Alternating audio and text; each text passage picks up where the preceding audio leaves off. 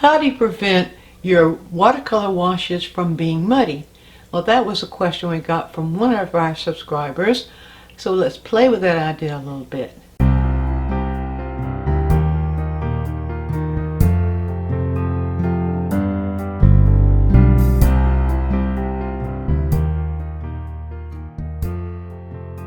So if you're a watercolor painter and you have trouble with your washes being muddy, there could be 2 or 3 reasons for that happening.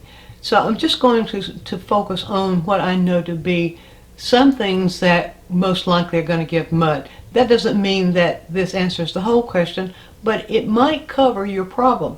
Now, for one thing, if you, like I, prefer leaving your watercolor in the little wells on the palette itself, the watercolor is going to set up overnight. Or if you don't use your palette for a few days, that's going to set up.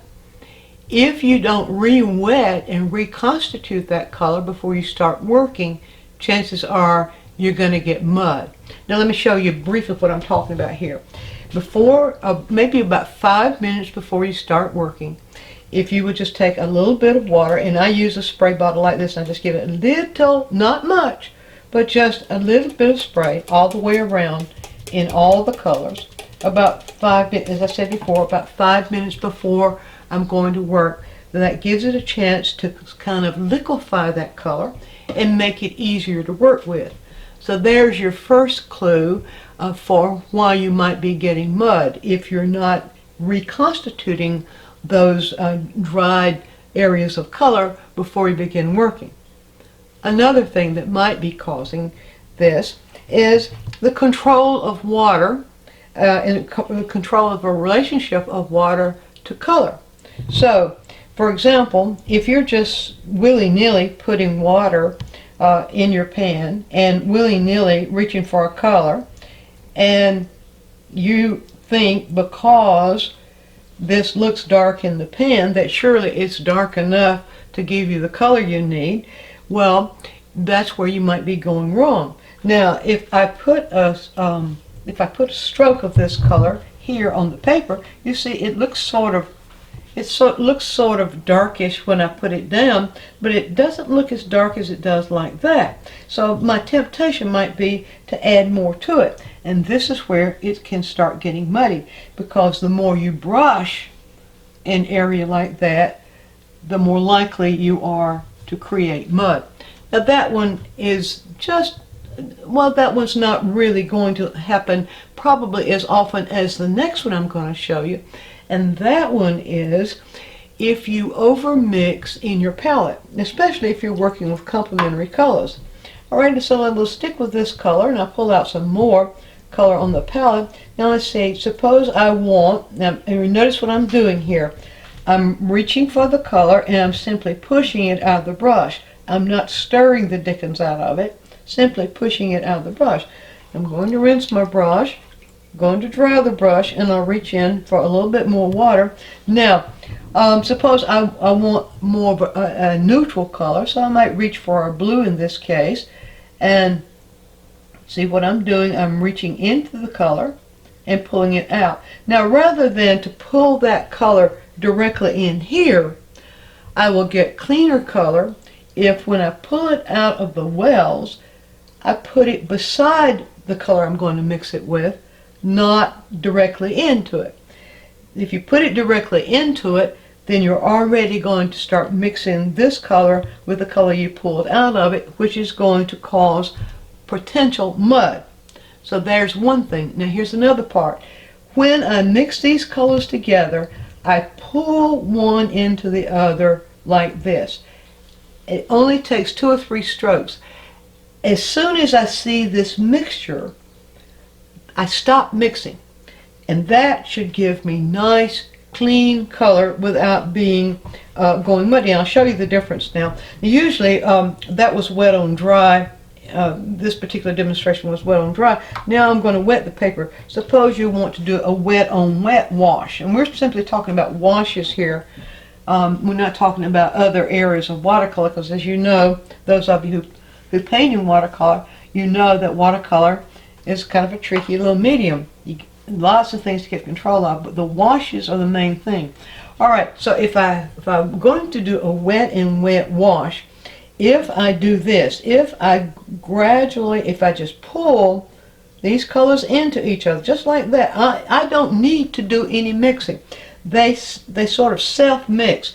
Then I can throw a wash on here, and that wash will, even though it's a neutral wash, that wash will blend together and will be a nice vibrant wash. Now, what if I don't do that? What if I, on the other hand, let's do another area right side by side here so that you can see the comparison. All right, so I'll wet the area, and suppose rather than to do the mixing like this, suppose I do like this: stir, stir, stir, stir, stir, stir. And I see people doing this, stirring the dickens out of watercolor. You don't need to do that. The longer you stir it, the more you're going to bruise the particles and cause it to get muddy. Okay, so over stirring, you don't need to do that. Just mix the two colors together. But suppose you do that like that. All right, stir, stir, stir, stir, stir, stir, stir. See, that happens so much. Not only that, the stir, stir, stir, going to cause it to go muddy. What else do I see? I see people doing this. I see the stroke, stroke, stroke, stroke, stroke, stroke, stroke. This is going to go muddy. If you overstroke, when you put the color on, if you overstroke and overstir, you run a likelihood of getting muddy. Now, some of you might say, well, you see professional watercolor painters doing that.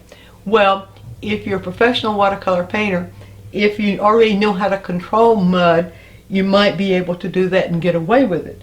Chances are, if you see a professional watercolor painter do that, you'll see a lot of this stirring like that, only because they need a neutral area.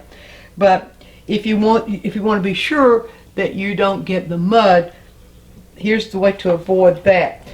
Do as I told you, my idea here of pulling the two colors side by side to mix them. And then when you apply the color, well, I'll wet an area first before I show you this. I'll wet an area right over here. And I'll get that nice and damp for doing a nice wet on wet wash.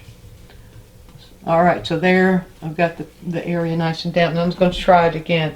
All right, so this time, pull the excess water out of the brush. Now, here are the two colors I'm going to mix together. These are complements. So this works. The principle will be the same regardless of what colors you're mixing together. Especially if you're mixing cool colors into warm colors, the same thing is going to happen. It's going to go muddy if you overmix it here or if you overstroke it here. So let's do it right and show you the difference. So I'll get plenty of my cool color. This is the ultramarine blue here. This is beside the quinacridone burnt orange, in case anybody wants to know there. So I'll pull those two together. Let's check my wet area over here. Usually it's a better idea to wet it just prior to applying it. Okay, that seems enough. All right, now, so I want this to be kind of a warm mixture, so I'll gradually pull ultramarine blue into here. That's enough right there. I don't need to mix that anymore, depending on how I want it. Now, when I apply it here, I don't stroke over that stroke.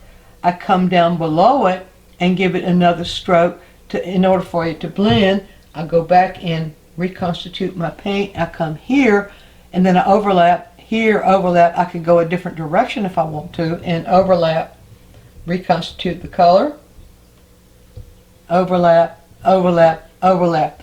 Now when that dries, it will be, even though it's neutral, it will be a nice, crisp, clean wash. If you compare, I don't know that the quick tip will last long enough for this to dry so you can see the comparison. You see already here how muddy this is.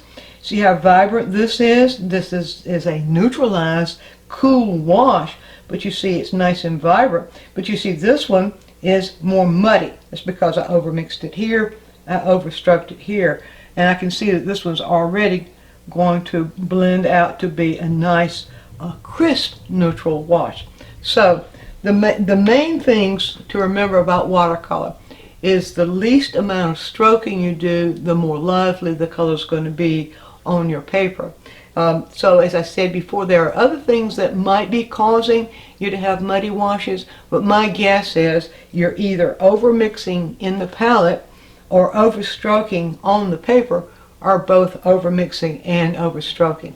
So if you will reverse that little action, I think you'll see that you can have nice crisp washes and you'll be a much happier watercolor painter.